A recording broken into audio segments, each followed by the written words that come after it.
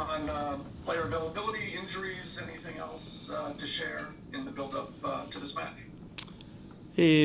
No, Koo will not be available. He's had an ongoing issue with his ankle, which he's played through for the last number of weeks. So we're just really going to give him a couple of weeks to try and get it right and not have him play through it and make it any worse. So yeah, other than that, the squad is the same as it has been. Okay, good. And anything new you can share on O'Brien and the possibility of extending that loan with the deadline coming up in a couple of weeks? No, he's obviously with us till July 14th, 15, around mid-July, yeah, he's with us till then. Yeah. So, yeah, it's an ongoing process which we're going through. So I don't think anything is going to happen quickly. With it from obviously Nottingham Forest's point of view, Lewis's point of view, and they know where we stand. Of course, we want to keep him. And then, of course, there's other options on the table for him. So we have to be ready and do everything we can to try and keep him. Got it. Thanks a lot, Wayne. Thank you. Next, we'll go to Dave. Hey, Wayne. Again, you're creating a lot of chances. It feels like you could even have more goals. Is there anything you're noticing, little nuances or whatever? Because obviously that was your specialty that would add to the goal total, because there's chances out there. How do you see it? Yeah, we're creating some really good chances, and it's been the story of the season. Really, we could have a lot more goals, and we really should. And I think it's keep talking to the players of having composure, more composure in the box, maybe not snatching the chances, which I feel we are doing at times, and just really taking care in the penalty area. Will create a lot more goals for us. So yeah, it's frustrating at times, but on the positive note of that, we are creating chances. So that's a positive. I just hope that we can start to put a few more of them away. Yeah, and you mentioned it's a huge positive. You can't score goals unless you create chances. When you talk about composure, maybe it's a stupid question, but what are some of the elements in composure? Is it patience? Is it making sure you're technically right so you don't put a ball over the bar? Or just what makes up composure? Yeah, there's small details which you speak to the players about, and it could be the length of your stride. It could the time you have in the penalty area. A lot of the time you have more time than you think. So there's little details where you plant your standing foot. There's little details which we try and tell the players. It's obviously takes a little bit of time to get used to it. Of course, if you've not been doing that, but yeah, we just hope that we keep creating chances and we score more. Next, we'll go to Bruce. Hey Wayne, how are you? Yeah, I'm good, thank you. Good. When it seemed like when it was 1-1 and then Lewis hit the bar, you guys had taken the crowd out of it. How frustrating is that? Because you're right there. I mean, real chance to blow that game open. You're on the front foot, possession. How frustrating is that as a staff to not be able to kind of get that next goal? Yeah, of course, it's very frustrating, and I didn't think we started the game well, and obviously a mistake for the first goal. But I think other than that, I thought we were okay, and then after they scored, I thought we really took the game to them. We got control of the game. We got the equalising goal, and was on the front foot and unlucky not to go in at the break leading.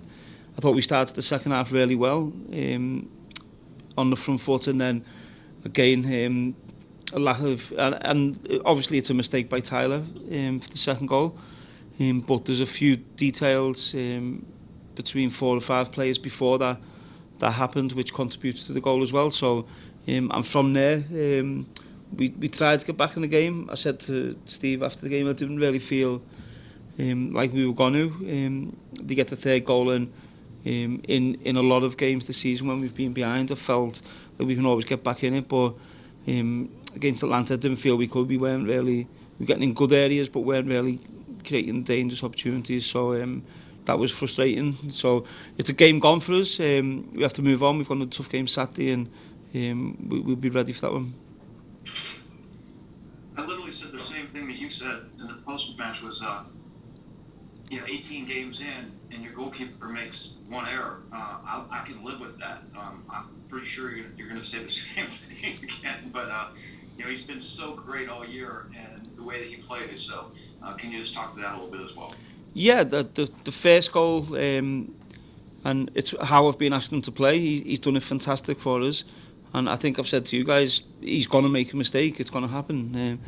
And my last words to him before the game was, be careful of balls over the top, because the turf was very quick, and watch the ball skidding on. Although I think he can deal with it. I think he goes to the wrong foot.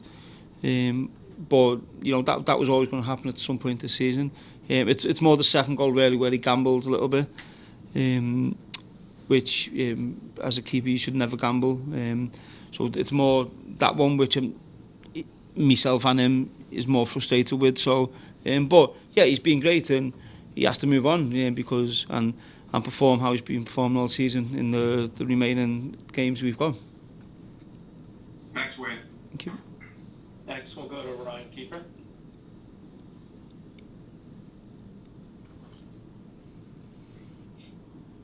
Ryan, you there? Yeah, I should probably unmute myself. Wayne, there had been some talk in the last couple of days about extending Lewis O'Brien's loan and even a straight murmur about being interested in Jesse Lingard, and I was wondering if you wanted to make any sort of comment on either one of those. Yeah, well, I think the Lewis one, I've just obviously explained the situation with Lewis. We want to keep him. We'll do everything we can. We've got literally a month to try and do that.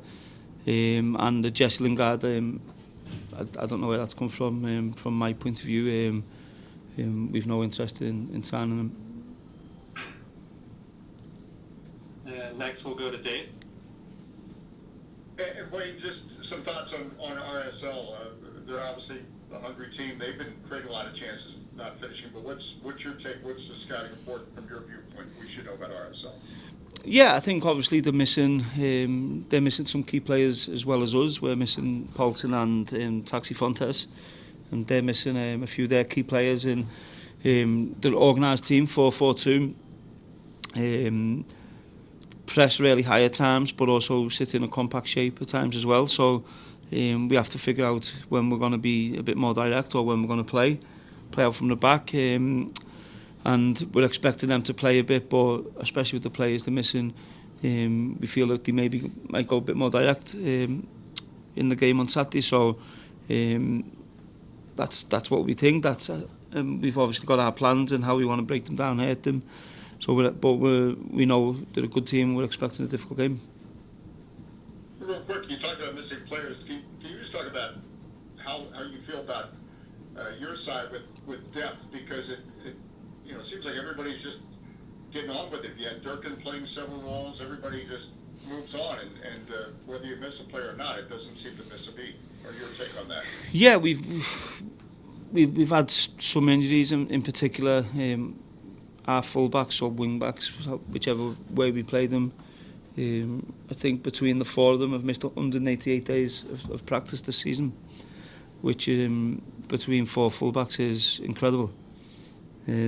So we've had to adapt. We've had to bring players in who've done very well. Samake's come in from Loudon. Greeny's come in and made his debut. Durkin's played back there. Pedro Santos has obviously played there. So we've had to adapt to the injuries we've had, in particular the full-backs and wing-backs. And it's something we're really looking at closely in how we fix it, how we recruit in that area to make sure we get that right. We'll end it with Stephen Go. Wayne, the transfer window opening soon. Where do things stand? I imagine you don't have a lot of money to work with at this point, given your commitments. But any updates you could provide? Yeah, no. Listen, we're obviously looking. There's a few players we've identified who we obviously work hard to try and bring in, and there's things we can move around to try and do that. So we have to be at our best, work at our best in the best way. Of course, it's the system over here is very different to what I'm used to. So we have to figure out the best way we can free money up to bring players in, but also we need to be ambitious, and the owners have already shown that ambition, and I'm sure they'll have no problem showing that again. Okay, thanks. Thank you. That's it from Zoom line. Okay, thank you. Coach, I got a couple questions for you. Just All-Star game coming up in about a month or so. I know there's some guys on this team that have had some pretty good seasons. Who on this team do you think deserves to be on that All-Star team? No, I think there's a few. Obviously the voting is still in play now. It's closed now. It's closed. Yeah. It's been announced. No. Okay. Voting closed. Yeah, so I'll see which players have been picked for that, and then I think I have 12 picks to make for the team. So want to know which players have been picked, which I'm sure I'll probably find out today. Then I can then go ahead and start picking my players. And there will be, I'm sure there'll be one or two players from DC who are selected. Definitely, and just you played in it on both sides. You're now the coach for the MLS squad.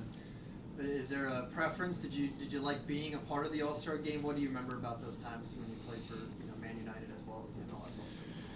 Yeah, when I played for Manchester United, we just started pre-season, so it was a pre-season friendly for us. That's what I felt it was, and but then playing in the All-Star team made me realise how much bigger of a game it is, and what it means obviously to be selected as one of the best players in the league. That made me realise just how big it is over here. So of course I won't be taking it lightly. I'll be making sure I do everything right and correct to get everything right on the night and give ourselves the best chance to win. Definitely, and that you going in as a coach, what's kind of, besides not being on the pitch and playing, but what is there? Are you do you think you're gonna prefer being the coach besides being in the game? What's kind of that mindset going on? No, listen, I've played in the game a couple of times, and yeah, it's obviously now to coach it. It's good to take on Arsenal, good to take on Arteta, and as I said, try and win the game and be as competitive as we can be. So yeah, I'm looking forward to it. And you talked about the transfer window coming up and whatnot. Do you feel like there could be a shift in the types of players that want to come over and play here now that Messi's coming to Inter Milan?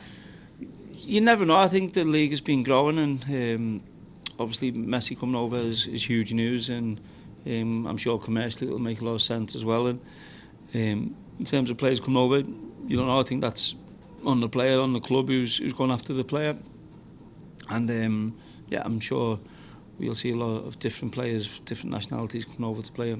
Definitely, last one for me, just Taxi and Paulson both being out for this game this week. Who needs to step up in their place? Is it kind of everyone is just like a full group? Is there certain guys that you're kind of looking at to take their spots and hopefully can produce on the field? Yeah, no. Listen, we've lost Taxi for quite a few games this season anyway, and we've had after our players come in and take his spot while he's been out, and Victor's been great for us over recent weeks. So it's an opportunity for someone to come in Victor's place and show me how they can play and perform. So we're a squad, we're a team, and whoever comes in will be ready.